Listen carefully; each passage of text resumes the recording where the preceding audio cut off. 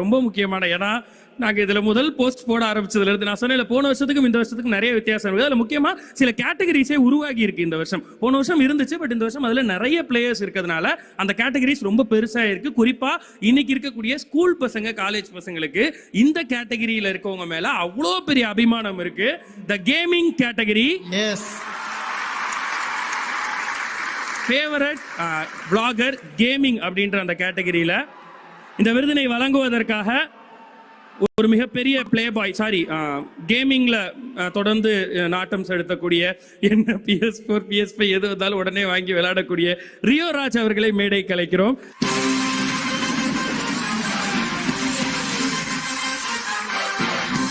அவரோடு சேர்ந்து PVR south head வீணா அவர்களையும் மேடை கலைக்கிறோம்.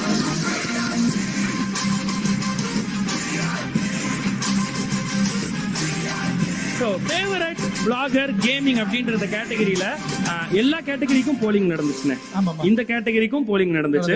இந்த கேட்டகரி தான் ரொம்ப டஃபஸ்ட் டு ஜட்ஜ் ஈவன் போலிங்லயே. ஏன்னா மத்ததெல்லாம் ஓட்டு வித்தியாசங்கள் இருக்கு, மினிமம் 4% 5% ஓட்டு வித்தியாசம் இருந்துச்சு, அதனால நம்மளால பண்ண முடியுது. ஆனா இந்த கேட்டகரியில ரெண்டு பேருக்கு மிகப்பெரிய அபிமானம் இருக்கு.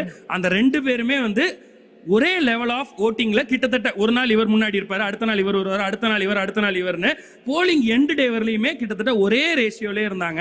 அதனால முடிவு பண்ணோம், இந்த கேட்டகரிக்கு எக்கச்சக்கமான பேர் ஃபாலோவர்ஸும் இருக்காங்க அண்ட் இருவருக்கும் ஈக்குவலாவும் இருக்கனால 2 பேருக்குமே இந்த விருதை கொடுக்கலாம் அப்படின்னு சொல்லி 2 விருதுகள் இதுல இந்த கேட்டகரியில. அதுல இந்த முதல் விருது யாருக்கு போகுது அப்படின்றத ஏவில பார்க்கலாம்.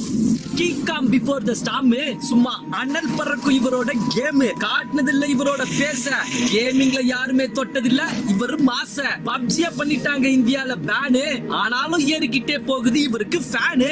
ஏசியாஸ் நம்பர் 1 காண்கிறாரு இவரு தாங்க தமிழ் கேமிங்கோட முடிசூடா எம்பரரு. பப்ஜில தெரிக்கும் இவரோட ஆட்டம், இவருக்கு இருப்பதோ தானா சேர்ந்த கூட்டம். இதுலயும் அடிச்சிட்டாரு இவர் சிக்கன் டின்னரு. ஃபேவரட் கேம் பிளாகர்ல மதன் தான் வின்னரு.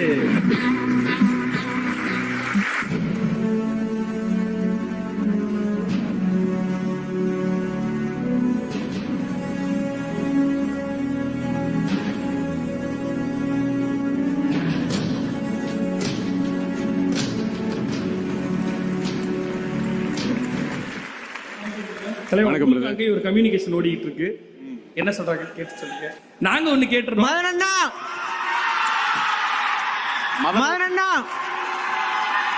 சரி, எங்களுக்கு ஒரு அவுட் ஆஃப் கியூரியாசிட்டி, நாங்க ஃபர்ஸ்ட் இந்த அவார்டு அறிவிச்ச போது நாங்க ஒரு போஸ்ட் பார்த்தோம். உண்மையிலே நாங்க ரொம்ப சந்தோஷப்பட்டோம். இந்த அவார்டுக்கு ஓட்டிங் போய்கிட்டு இருக்கு அண்ட் இதை வாங்குறதுக்கு நான் வருவேன் அப்படின்னு மதன் சொல்லி இருந்தாரு.